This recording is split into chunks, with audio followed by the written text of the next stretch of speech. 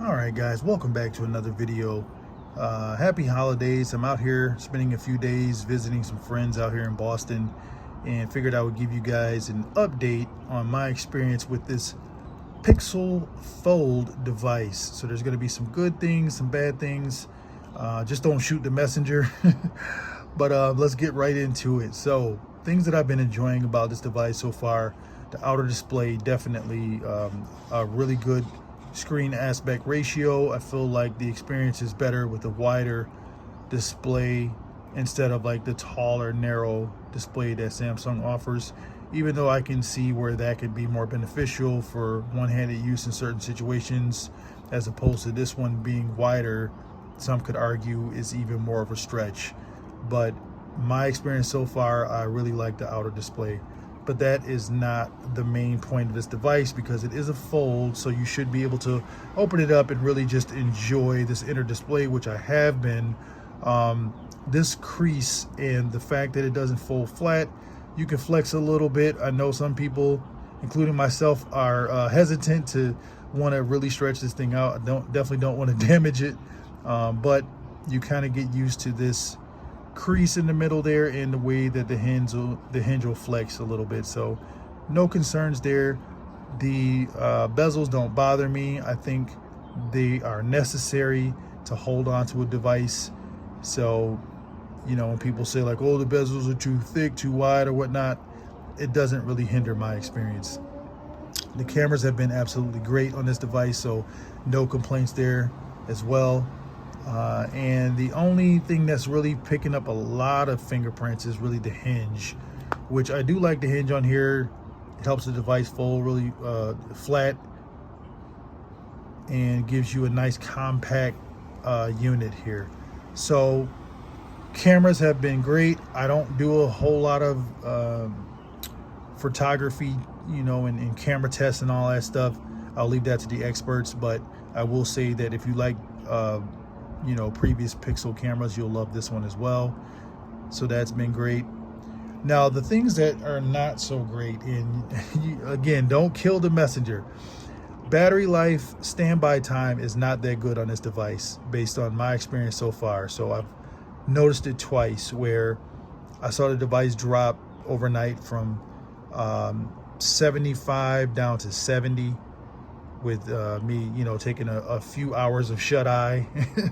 And then the next night I noticed it went from 87 down to 78 with a full night's rest. So standby time, Google, I don't know if there's something you can do about that, but if you can, please push some sort of update out that'll help with the battery life.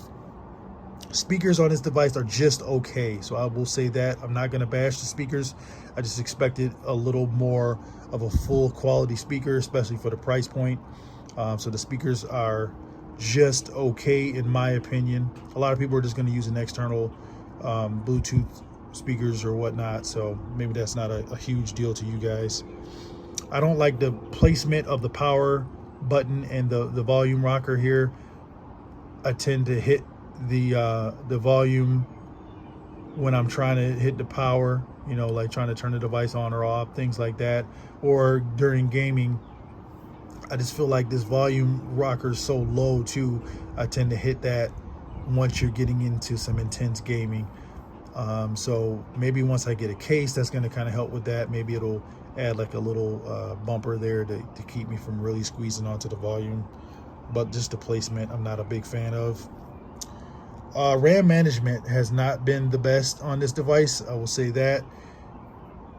I test out DH5, NBA 2K, those are like my favorite games to test out the processor and whatnot. So RAM management has not been the best at all. I'll play the game, leave it for about 20 minutes, come back to it, have to restart the game. So it's not really saving the game in the background. With that being said, the processor is probably my biggest gripe. So the Tensor 2, although it is a capable processor, I feel like it's underpowering this device.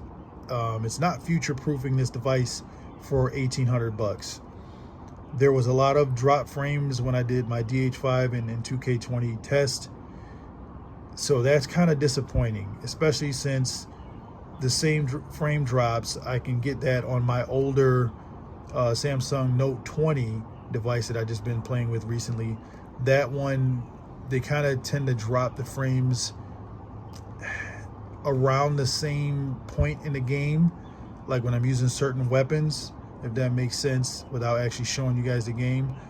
But the Samsung actually does less frame dropping than this device, and that device is like 4 or 5 years old. So the Tensor 2, I don't know if they can send out a software update to that to crank it up. I don't know if that's even a thing, but if they can, man, I hope they do, because right now I am not confident going forward with that Tensor 2. So those are just a few of the things that are kind of like my gripes right now based on my experience with the device. There are a few other things that are maybe like nitpicky things.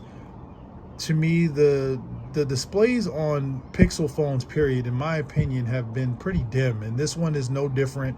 I'm outdoors right now, so I've got it cranked to the max, but even when I'm indoors, I feel myself turning up the brightness a lot more on this device than I would on my Samsung devices, my iPhones. So I'm not sure what Google is doing with their displays, but I wish they would tweak that so you won't have to crank the brightness up as much. But outside of that, Google, if you're watching, please give us some gimmicks. The software here is limited in my opinion, but it is buttery smooth. This is going to get the job done. If you guys are looking to pick it up as your daily driver, you're not going to get like a lot of hiccups and whatnot when you're running just the normal apps. I ran into that with the games, but with the apps themselves, they seem to function pretty good, even though they're not optimized just yet. Like the Instagram I showed you in another video didn't fill up the screen or whatnot. So maybe with some software updates, that's going to get better. But I just need something more. Give me some sort of S Pen rival that I could use on this canvas. Give me some sort of desktop experience like Dex. So not everybody's going to take advantage of those features, but I want them. I want them here for this price point. For $1,800, I want my experience to be more than it is for a $1,000 device, if that makes sense. So give me a charger in the box. Give me a free headset or a free case. I know they included the Pixel Watch, but that's for a limited time only and for those that pre-ordered. But I need Google, Samsung, Apple, everybody. And I know we've heard this on other videos. We all need to start calling them out to have them give us more of a presentation, especially when they're doubling the price of these devices. $1,800 for just a phone that runs well is just, it's not what consumers want, or at least I don't. So you guys hit me up in the comments. Let me know how you feel about my experience so far with this device and your experience if you have the device already. But try to keep it clean, and we will keep the videos rolling. Until the next one, peace.